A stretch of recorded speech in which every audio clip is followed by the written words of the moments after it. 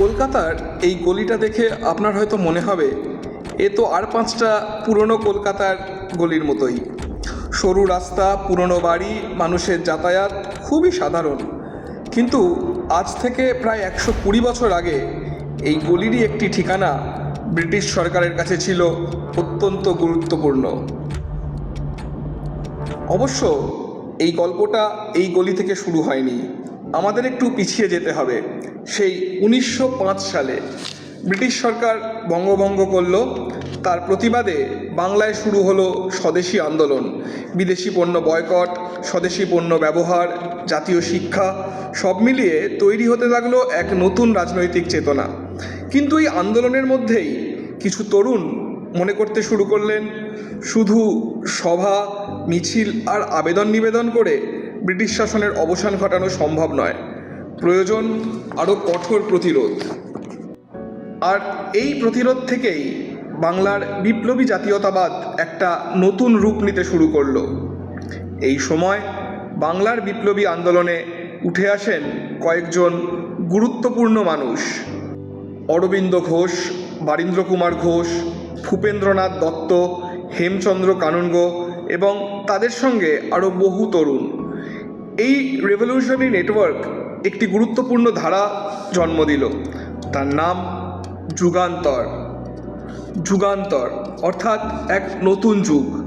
তবে একটা বিষয় মনে রাখা দরকার, যুগান্তর প্রথমে শুধু একটি গোপন বিপ্লবী সংগঠনের নাম ছিল না, এর সঙ্গে জড়িয়ে ছিল একটি বাংলা সাপ্তাহিক পত্রিকা, তার নামও যুগান্তর। 1906 সালের মার্চে প্রকাশিত হয় এই পত্রিকা। ওই মার্চ 1906-এর সিস্টার নিবেদিতার বোসপাড়ার বাড়িতে শ্রী অরবিন্দ, বারীন ঘোষ এবং ভূপেন্দ্রনাথ দত্তদের সঙ্গে যুগান্তরের পরিকল্পনা নিয়ে আলোচনা হয়েছিল।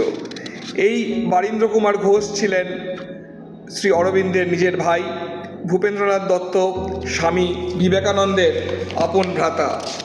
এই পত্রিকা শুধু খবর প্রকাশ করত না, ব্রিটিশ শাসনের বিরুদ্ধে তীব্র জাতীয়তাবাদী এবং বিপ্লবী চিন্তা ছড়িয়ে দিত।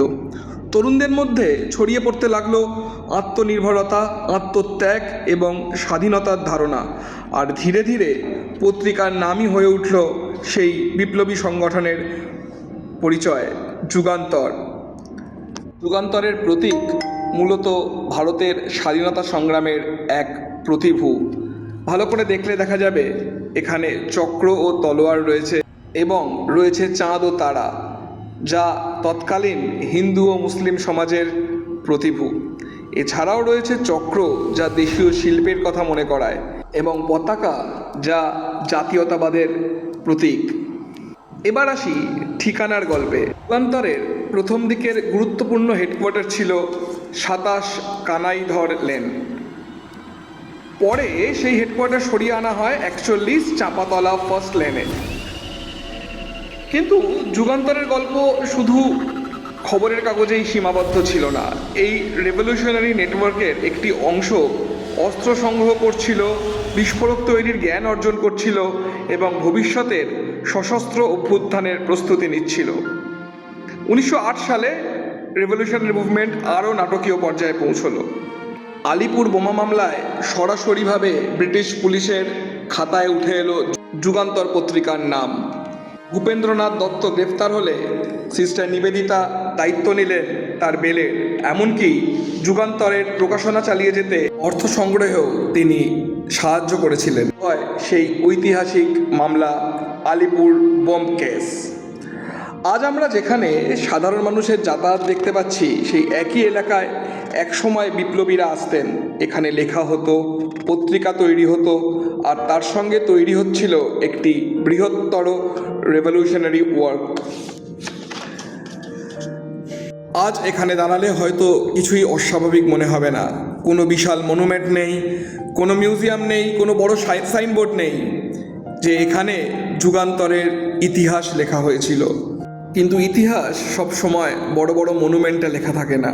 কখনো ইতিহাস থাকে একটা পুরনো বাড়ির দরজায়, কখনো একটা সরু গলিতে, আবার কখনো সেই গলির মাটিতে হাঁটতে হাঁটতে আমরা হঠাৎ বুঝতে পারি স্বাধীনতা আমাদের কাছে আজ যতটা স্বাভাবিক, একসময় সেটা ছিল এক অসম্ভব স্বপ্ন।